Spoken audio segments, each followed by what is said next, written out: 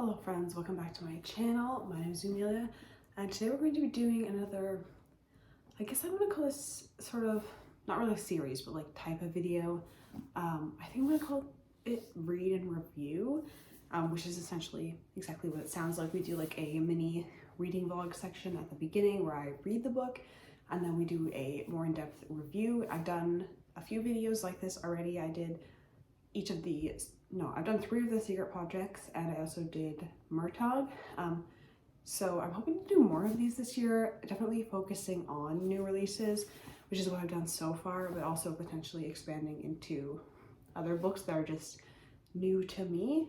But yeah, so for today we're going to be reading The Tainted Cup by Robert Jackson Bennet. This is the guy who wrote the Foundryside series, which I haven't actually read yet, but I've heard a lot of good things about, so I'm excited to try the author. And this is going to be a slightly different kind of fantasy book, which is something that I'm wanting to get more into this year, in terms of like diversifying my reading. Like I feel like usually when people say they want to diversify their reading, they mean like read different genres.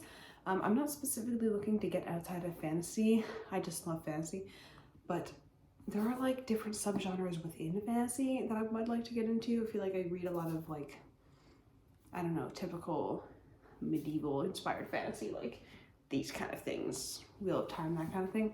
So I'm looking to branch out from that. I have some like sort of more absurd kind of humorist, I don't really know what you call it. I think I would call it absurdist maybe, fantasy that I am lined up. And then this is more in the sort of, sounds like it's going to be a sort of murder mystery type thing. Well, I don't know if there's a murder. Oh, let me read this summary to you, and then we will discover together. All right. In Daratana's grandest mansion, an imperial officer lies dead, so there is a murder. Killed to all appearances when a tree erupted from his body. Even here at the Empire's borders, where contagions abound and the blood of the Leviathans works strange magical changes, it is of death both terrifying and impossible.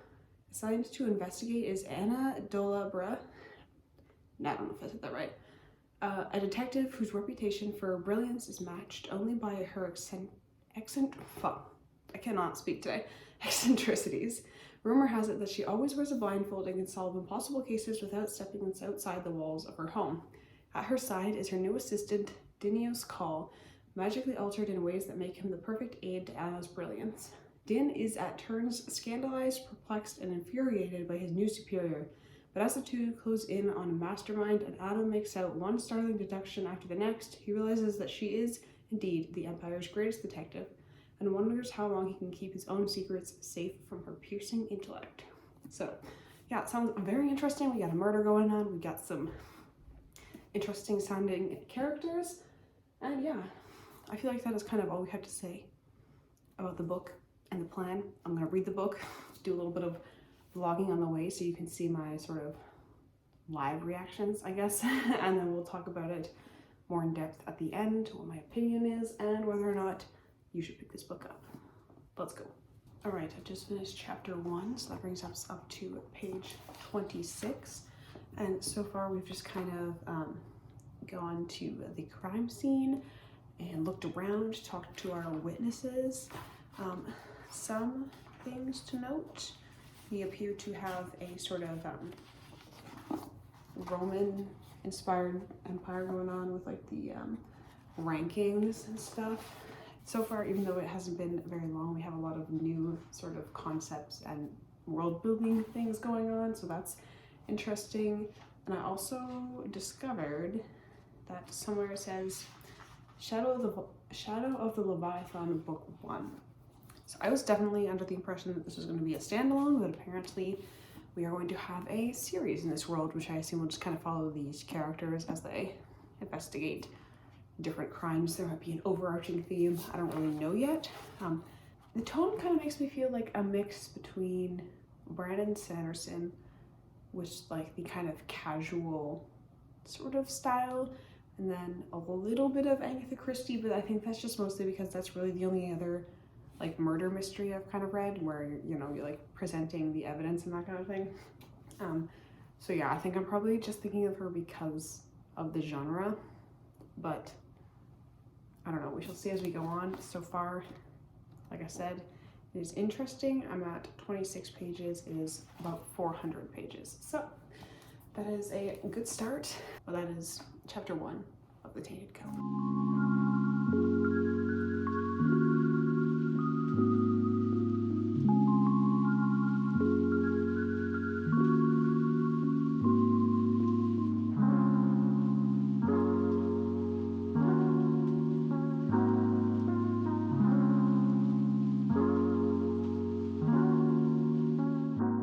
Alright, I'm now to chapter 6, which is about 68 pages in, and they've already figured out how the murder happened, which is interesting that they solved it so early on, but they haven't really figured out yet why it happened, which is, I guess, what the rest of this is going to be about.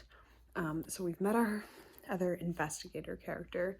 She seems to be kind of the typical kind of like brilliant genius who's a little bit unhinged, very kind of a la Sherlock Holmes type of thing, which is, yes, it's kind of like a typical character archetype of that sort of thing, but it's still, I don't mind it. I think I would like for there to be more to the character, and I think that there is, and we just haven't learned it yet.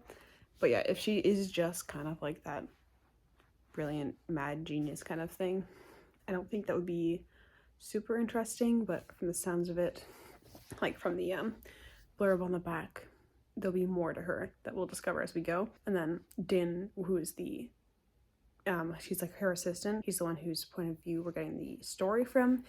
Apparently he has his own secrets, which will be interesting to discover along the way. So we have a lot of sort of threads to unravel. We have why was this guy murdered, and then we have Din's secrets and the investigator's secrets. So I think so far I'm enjoying it. 68 pages already, like I said, so it's a relatively quick read, I would say.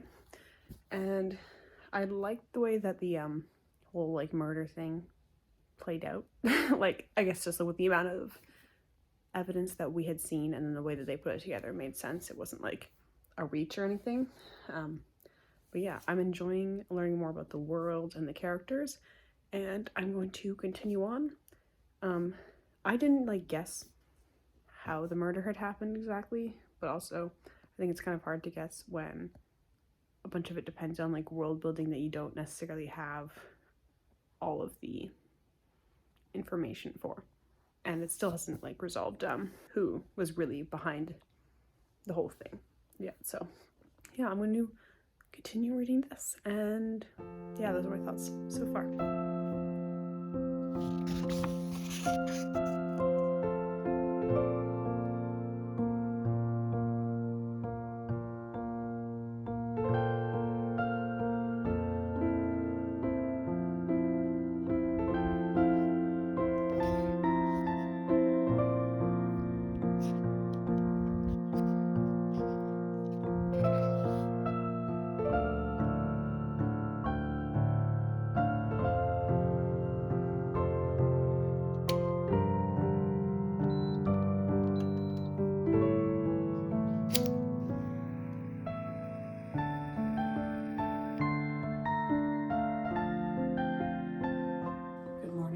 Welcome back. So it is about 5 a.m. now.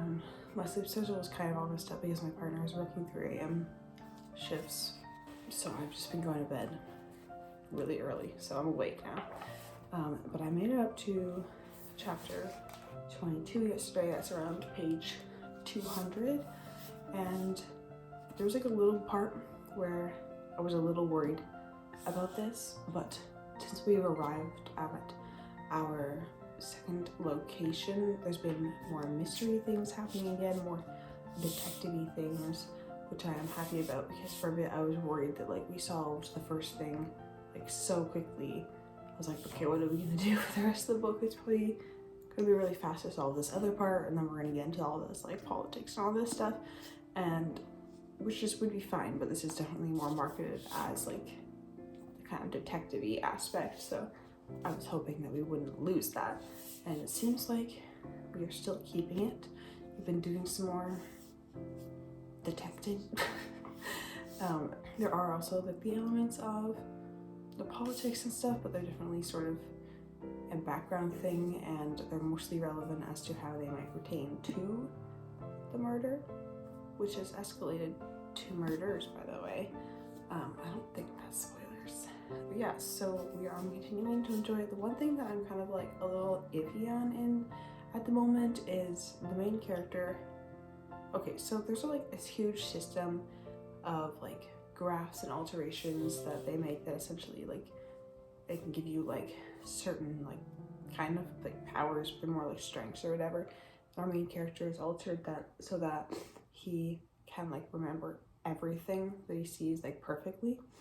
And so thing is that they've got going on is like, oh, he's suddenly like super good at sword fighting because he just remembers all of his training like perfectly and then just like does it. And personally, it feels a bit weird because like there are a lot of other people who have the same alterations as this guy, so wouldn't they have found out already if like that's like a thing that it's like that applicable that would make them a really good sword fighter? I feel like they would have found that out already, unless our guy is somehow magically special after receiving the same alterations. I don't know. But also I don't really understand the point yet. Like maybe we'll get there later, but like so far the times that he's fought, it's like it didn't specifically really have to be him, or it didn't specifically have to be like really super good or anything. So I don't know, it feels kind of like they made him good just because like it feels like the main character has to be good at sword fighting in a fantasy because it's cool or whatever. So we shall see if he kind of validates that more as we go on. Like he's trying to show he's got this kind of more like violent physical side a little bit, because he seems like he kind of goes a little bit into like a trance when he's fighting. But yeah, I don't know, I'm withholding judgment on that, and we'll see how I feel if it's kind of more validated. But yeah, that's where I'm at. 200 pages and another 200 or so to go. So I'm gonna have my coffee, do some morning reading, and we'll see how far we get.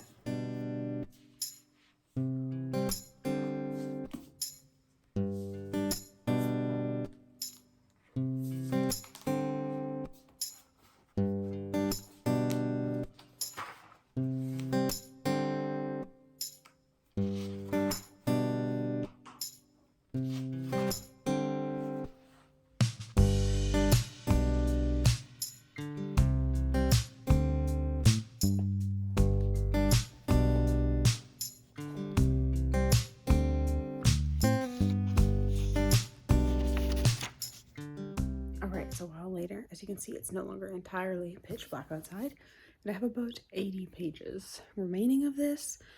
So I'm just gonna do a quick update. We have gotten explained sort of why he can remember all this sword fighting stuff, and they have sort of talked a little bit about the point where it's like you can't just memorize stuff and expect to win every fight, because some things happen that are beyond things you would have memorized, like stepping in mud and stuff like that. So I'm pleased with that. It seems like we're getting pretty close to some sort of conclusion now. Whether or not we're going to wrap everything up, I don't know, because like as I said, it does say in the front of this that it is book 1, so I don't know if it's going to be a continuing plot or sort of like different mysteries within the same greater series yet. But I'm continuing to enjoy it. I would like a little more from the characters, but that is my only really main complaint at this point, I think. So yeah, I'm excited to see how this sort of mystery plays out, and hopefully I will get most of the answers in this book. And I'm probably just going to finish it now, and then we will convene to have my final opinions.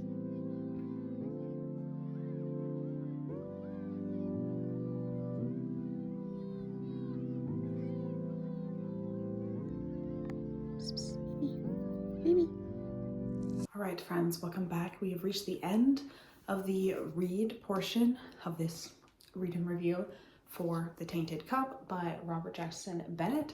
So let's go ahead and get into my thoughts. All right, I'm going to be reading off my notes a little bit, so don't mind me.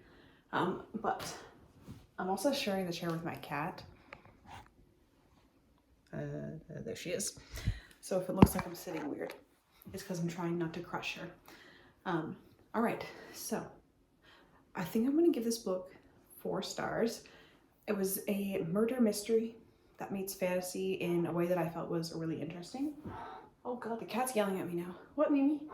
What? Are you done? Oh, she's kneading now, so if you hear porkling sounds, it's just this thing. Okay, now I completely lost track of my train of thought. Sorry, I felt that this book included a really unique world building and a really complex society and like the really science-based magic system that was really interesting. And for the most part, I felt that the plotting was really good and the pacing was really consistent and well done. But for me, the biggest letdown I would say is the characters. So let's go ahead and talk about like each of those sections a little bit. So first we're gonna look at the world building. So I would say that the social structure of the world isn't super unique. It's very clearly based off of ancient Rome with the like military rankings, and then we've also got provinces. Provinces is pretty ubiquitous, but it's more like the military rankings, and they use like pretty much the exact same names. So it's like very clearly that it's supposed to be that, which I don't mind. I like the structure. But where the world building really shines for me is like the magic elements. So there's this thing they call the wet season, where like giant sea creatures that they're calling leviathans, but they don't really resemble what you would think of as a leviathan. You know, like the sea creature that's usually kind of like snaky in nature is what I imagine when I think leviathan, but they don't look like that. But during this wet season, they essentially try to break through the seawall that people have built to keep them out, get on land, and then like wreak havoc before they die for whatever reason. That's not really super explained. Maybe in future books, or maybe it's just part of the world that you have to accept. I don't know. But the blood of this leviathan does all sorts of crazy things to the land, the plants, the animals, and people have been able to use that to modify plants like specifically for their purposes. And then they've also created this thing that they call grafts, I think is the correct term, where they can use these modifications to modify themselves or enhance themselves. So you can enhance people for like strength, speed, you have like night vision, memory, a bunch of kind of different things, which creates a really interesting society where you could be modified to suit your job. Although some of these modifications do have really adverse effects, especially over time. You might develop more problems, especially with like the memory one.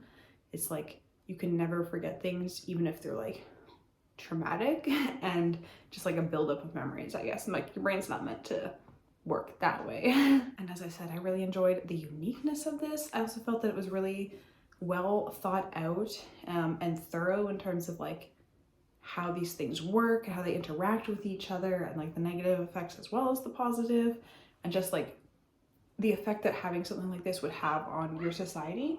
What? The cat's yelling at me. Oh, you're yelling at me. All right, and then in terms of the plot, at first I was pretty worried when the first piece of the mystery was wrapped up within the first 100 pages. I was like, ooh, what are we gonna do for the rest of the book? And then after like a short section where I was like, okay, where are we gonna go with this? Are we gonna move away from the murder mystery and into like a more traditional fantasy with like battles and politicking and all that stuff? But then we jumped straight back into the murdery mystery, whatever, elements as the scope of the crime expanded in what I felt was a really satisfying kind of like logical way, because we had solved before how the crime happened, but we didn't solve who did it. So that was linked, obviously, of course, to the next section of the mystery. I also felt the pacing was really good. So we started off straight at that first murder scene, and then we were moving through that sort of first murdery bit. But we also had kind of like a little bit of a lull in like the actiony part to spend a little bit more time with our characters, and then we picked up again as we moved into the second act, I don't know, whatever you want to call it, of the book, where we get the other section of the crime happening. One thing that I will say is that the crime was really sort of grand in scope, And then at the end, they kind of throw in this little thing where like, oh, they're gonna like dismantle the whole, like, there's like this big family of like nobles that, okay, so this is definitely spoilery, but some of the things I think I've said so far have already been kind of spoilery, so I guess I should have warned you at the beginning. But they're just like, oh, we're gonna dismantle this really powerful noble family, and then like maybe all the nobles, and it's just kind of thrown in there and not really like talked about much, like especially in terms of like how big of a change this would be for their society. They're just kind of like, maybe we'll do that, but it's not a big deal. We're not even gonna really talk about that. So maybe that's gonna be kind of the focus of the next one. I don't know. I would assume that the focus would be like another crime of some sort. So we'll see. But I would say that the real sort of weakness of this book was the character work. So the lead investigator, Anna, who cares? She's interesting, but she was very much like the archetype of like the Sherlock Holmes kind of figure who's like really smart and like logical and whatever, but also is a bit wacky because of that. And it was a little bit of a letdown just because I was hoping she would develop beyond that, but we didn't really go there, at least in this entry. So maybe the next one will get a little bit more of her like backstory and like some more depth beyond kind of the just, this is the crazy smart genius, you know? And then main character Din, who's like perspective we're from, she also just kind of felt a little bit bland. Like I wanted more why out of him, like his backstory, like what makes him this way, why does he do the things that he does, why is he even here, kind of thing. And we got like a little bit about him like saying that he is ready to like send money home to his family so they can move to a safer part of the empire because they're like near this seawall, which is more dangerous. But the cat again. But he doesn't actually really seem to care about them. And beyond that one scene where he's like sending them the money, he doesn't even really think about them ever again until there's like one scene, and this is more kind of spoilery stuff, where someone was trying to bribe him by offering like to send his family to a safer place, and he doesn't even like consider it for a second. He's just like thinking about totally different things. So I just wish we knew more about like, what does he want? Why is he really here? Does he even know? Is he kind of on a journey of self-discovery? I mean, that's fine too, as long as we kind of understand that. And then there was also this really kind of half-baked little romance thing thrown in that I assume we'll come back to in later books, but the kind of like pacing of that, like the number of interactions that existed there, and then to jump into like a romantic bit kind of felt weird, and also kind of felt unnecessary as well. So overall, as I said, I would give this 4 stars. We had a few shortcomings, but it was a really pretty quick actually and enjoyable read. Good thing for you to read like on the weekend perhaps. And I did find myself thinking about this book throughout the day, like after I finished it. I finished it like in the morning and I continued to think about it. So I think that is a good sign, but I don't think that it quite earns 5 stars. But I think 4 stars is probably an accurate rating for this, at least for me. Obviously, maybe not for everybody, but I will definitely be picking up the next one in this series when it comes out. That is all that I have time for today. Thank you so much for watching, and I will see you next time. Mimi, say bye. Bye. Oh, Grumpy.